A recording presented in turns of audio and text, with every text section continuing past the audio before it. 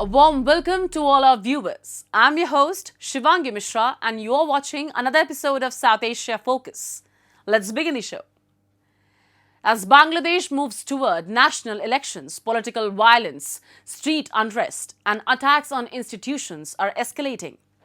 The death of youth leader and election candidate Sharif Osman Hadi has sparked widespread protests, vandalism of media houses, and heightened security in capital Dhaka.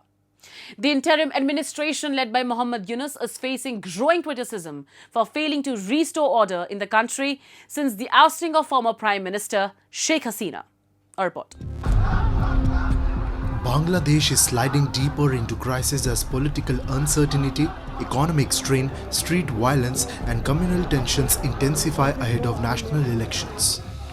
The killing of youth leader and election candidate Sharif Osman Hadi during a campaign in Dhaka triggered violent protests, attacks on leading media houses and heightened security across the capital. The miscreants, steered the anger to demolish newspapers. They attacked us and our journalists were scared to death. So they had to flee the office. The unrest has unfolded under the interim administration led by Muhammad Yunus, formed after former Prime Minister Sheikh Hasina fled the country in August 2024. Clashes near the Indian High Commission and rising diplomatic tensions have added to the volatility, with analysts warning the turmoil appears orchestrated rather than spontaneous. If someone says that this was a spontaneous reaction, of course it wasn't. This man was unwell, or after he was shot, or whatever has happened to him, for a while, and there was no response from the public at large.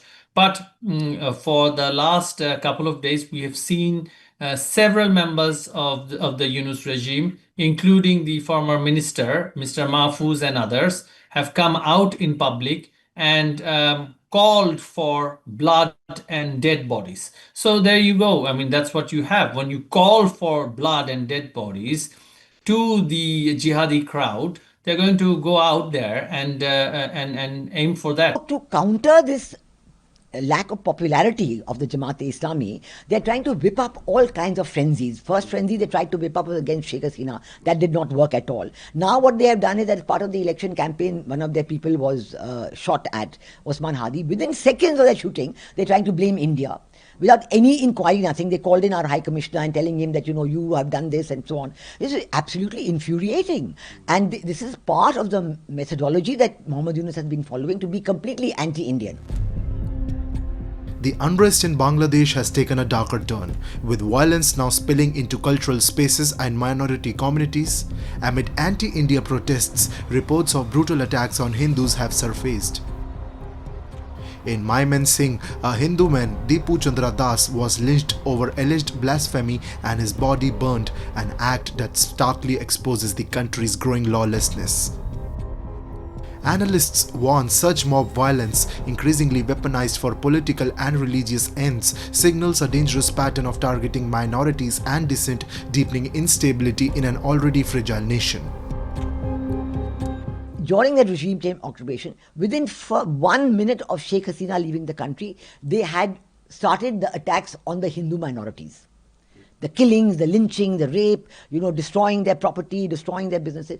The same thing is happening now. Yesterday, in a district, in Singh district, and in an area not very far from Dhaka, a young 30-year-old Hindu on a fake charge of blasphemy or something, he was beaten to death and then his body was put on a stick and burnt. Now what kind of a society is this? Is this 21st century? Is this civilization? You're going back to barbarism. Now this must be called out. In India, hundreds of indigenous youths and students protested outside the Bangladesh Deputy High Commission in Agartala, condemning threats and inflammatory rhetoric from Dhaka. The unrest has spilled across borders, heightening diplomatic tensions and raising serious questions about Bangladesh's governance and commitment to human rights. As elections approach, the country stands at a dangerous crossroads with political violence, communal unrest, and diplomatic strain threatening stability, democracy, and minority rights across the region. Moving on. India's global diplomacy gains momentum as Prime Minister Narendra Modi's three-nation tour to Jordan, Ethiopia and Oman delivers tangible outcomes. The visit strengthened trade, expanded clean energy and digital cooperation, and deepened development partnerships, reinforcing India's role as a trusted partner and a leading voice of the global South committed to shared prosperity and sustainable growth. Take a look. Indian diplomacy is expanding its global footprint, strengthening partnerships in trade, technology and development through proactive leadership. This momentum was reflected in Prime Minister Narendra Modi's recent three-nation tour to Jordan, Ethiopia and Oman. In Jordan, the visit focused on deepening bilateral ties and marking key diplomatic milestones. Leaders highlighted strong trade relations, with bilateral trade reaching $2.3 billion in 2024 and India emerging as Jordan's third largest trading partner. Both sides agreed to diversify the trade basket and convene the 11th Trade and Economic Joint Committee in the first half of 2026 to explore new avenues of cooperation. The discussions also expanded to digital technology and education, with an emphasis on capacity building, institutional collaboration, and the adoption of transformative digital solutions. Solar, wind, green hydrogen, energy storage, इसमें भारत बहुत बड़ी investor के रूप में काम कर रहा है.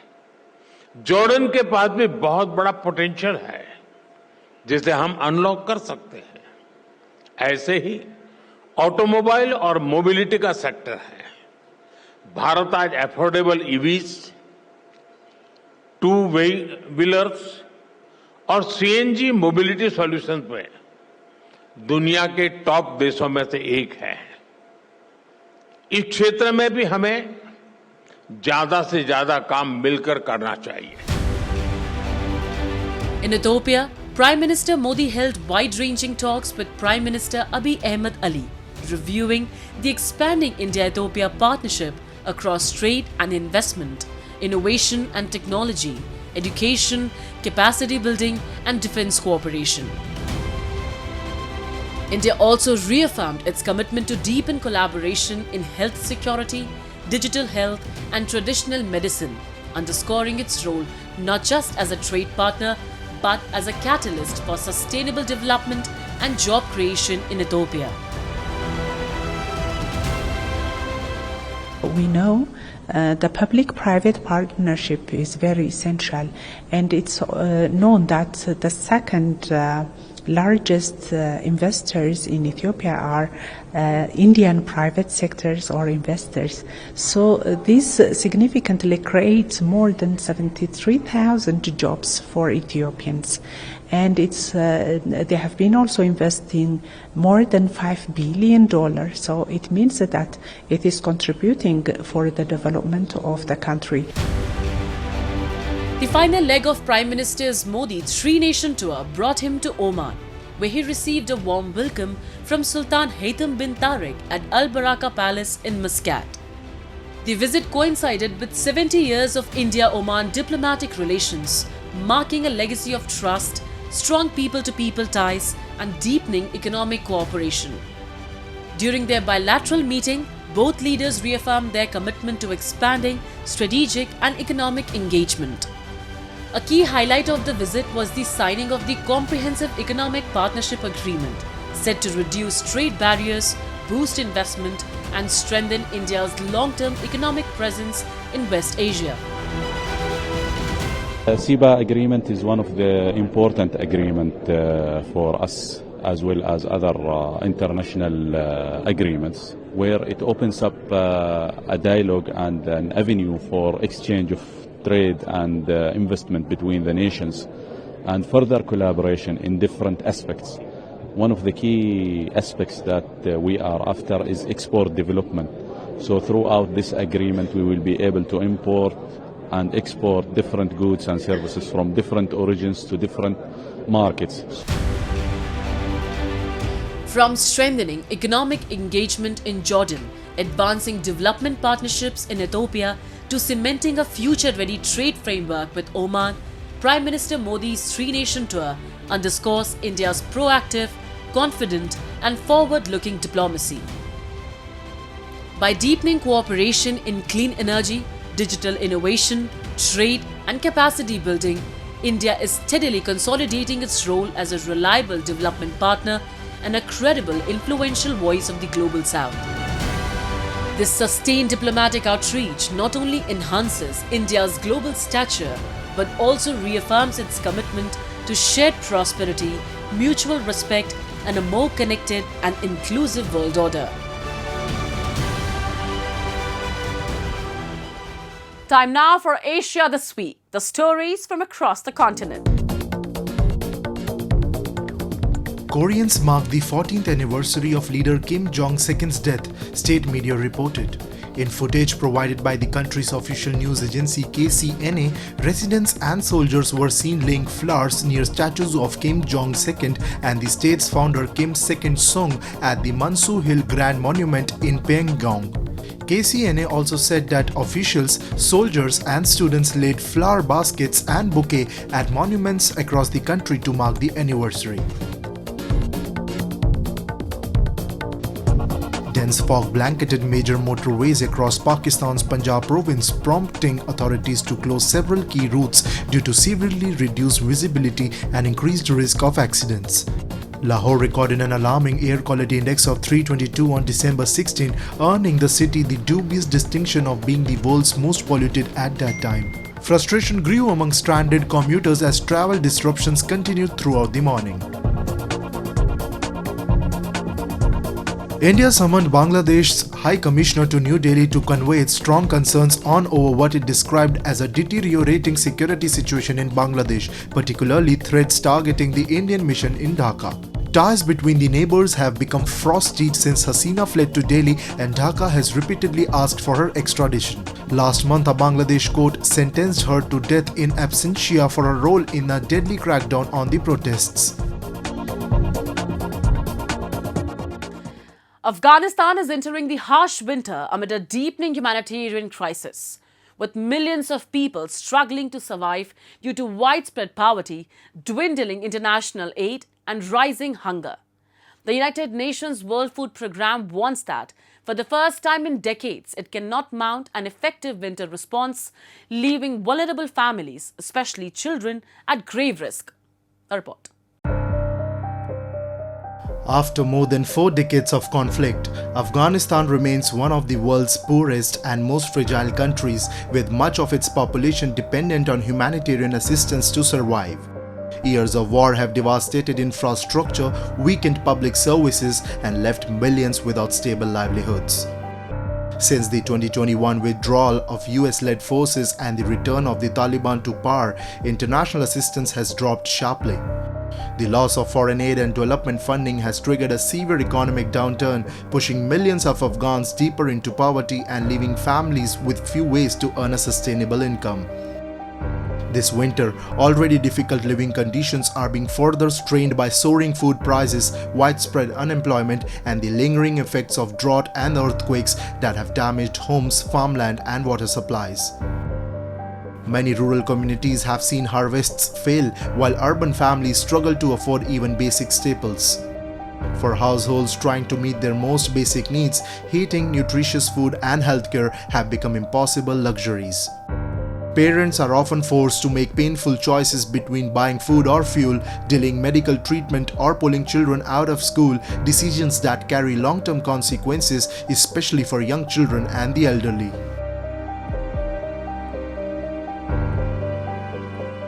ژمي سختي زموږ دپاره خاصو وسم نشته چې خاص واخلو دا هم ماشومه ده وسم نه کېږي بس همدومره راوړي چې وخورو که چا راکړه خو سوځو یا ګنې ناست یو بخارۍ ته ایستم وس نه کېږي. The United Nations World Food Programme says malnutrition in Afghanistan has reached its highest level in decades, with children suffering the most. Aid workers warn that growing numbers of infants and young children are now severely undernourished, leaving them highly vulnerable to disease. Severe funding cuts have forced the agency to scale back or suspend food assistance to millions of people even as winter temperatures set in and nutritional needs increase. Many families who once relied on regular food support are now being left without help. Child deaths are expected to rise during Afghanistan's winter months, when food is scarcest and access to healthcare becomes more limited. The World Food Programme estimates that 17 million people are currently facing acute hunger, around 3 million more than last year. The crisis has been further intensified by the mass return of Afghans from neighboring Iran and Pakistan under migrant and refugee return programs, adding new pressure to already struggling households and communities. Soaring malnutrition is now placing the lives of millions of children at risk. We've seen dramatic aid cuts and cuts to food assistance, and the poorest Afghans are now asking themselves, how are we going to make it through the winter? Forced returns of Afghans from neighbouring countries, widespread drought, and a dramatic decline in food assistance across the country have created a devastating hunger crisis now affecting 17 million people. Without significant and sustained international support, Afghanistan's humanitarian crisis could have long-term consequences for the country's future. Widespread malnutrition and poverty threaten the health, education, and development of an entire generation of children, while economic collapse and displacement make recovery increasingly difficult. Aid groups stress that rebuilding livelihoods, strengthening communities, and restoring access to basic services will be essential if Afghanistan hopes to break the cycle of hunger and instability. Otherwise, millions of Afghans may continue to face uncertainty and hardship for years to come. Sri Lanka is pressing ahead with its economic recovery after a devastating cyclone struck just as the country was beginning to stabilize from a historic financial crisis. The government says reconstruction spending and renewed foreign investment could help sustain growth above 5% next year, defying IMF projections. With billions of dollars in damage to homes and infrastructure, officials are relying on international aid, budget reallocations, and major investment projects to rebuild and to turn disaster recovery into a driver of long-term economic growth. Take a look. Sri Lanka, an Indian Ocean island nation of 22 million people, is emerging from one of the most severe economic crises in its history. After defaulting on its debt in 2022 and grappling with shortages of fuel, food and foreign exchange, the country has been slowly stabilizing under an International Monetary Fund bailout program backed by support from global lenders and foreign governments. That fragile recovery is now being shaped by a fresh challenge. In late November, Cyclone Ditwa tore through large parts of the country, killing hundreds of people and affecting about 10% of the population. Homes, roads, railways, farms and tea estates were badly damaged, with reconstruction costs estimated at up to $7 billion. Despite the destruction, Sri Lanka's government says rebuilding efforts could help drive economic growth. Officials expect the economy to expand by more than 5% next year, matching this year's pace and significantly exceeding IMF projections. Our task is to do the right thing at this moment, bring more and more investment, so maintain this economic trajectory. So as I just highlighted, the 5% growth and will gradually increase by aiming medium-term growth more than 7%. So this is the target line. With regard to Sinopec, almost that is finalized. So we hope we would be able to sign this agreement and commence this project either at end of this month or maybe early next year, 2026. In addition, like the reconstruction, restoration of the infrastructure, railway, transportation and other basic infrastructure in the education, health and all those things will also add to the economic growth. Though they are not a strategic investment, they are the needy investment at this particular point in time. Sri Lanka has already secured fresh emergency support to cope up with its worst natural disaster since the 2004 tsunami. The Asian Development Bank has committed $200 million, while the World Bank has pledged $120 million. The IMF is also expected to approve an additional $200 million in emergency funding.